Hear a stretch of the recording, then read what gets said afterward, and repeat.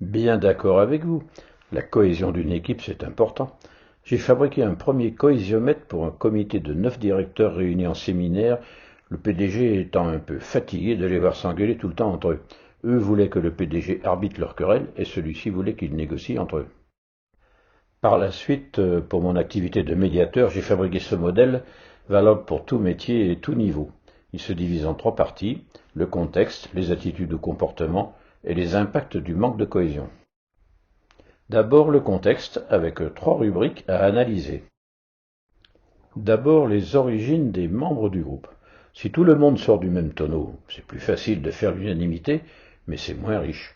Ensuite, il convient de repérer si les opportunités de se télescoper sont fréquentes ou non.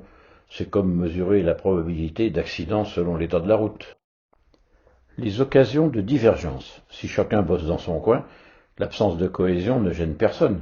Mais plus on vise la synergie, et plus la cohésion est difficile. Logique. Enfin, les convergences d'intérêts. À qui profitent les dissensions? Un petit échange là-dessus, une fois par an, peut fortement contribuer à remettre l'église au centre du village. Tu roules pour qui, toi? La cohésion dépend bien évidemment des comportements de chacun, d'où une deuxième grille. D'abord, la direction. J'ai connu des directeurs qui ont découvert qu'ils divisaient par maladresse. Ça change fondamentalement les intentions, mais hélas, pas les effets. Pour provoquer des remises en cause de grands chefs, ça vaut une séance de coaching ou alors ça peut la rendre souhaitable.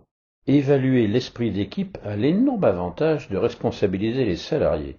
S'ils se tirent la bourre entre eux, ils ne peuvent pas accuser le chef s'il souffre au travail. Comment ça va? Comme un lundi?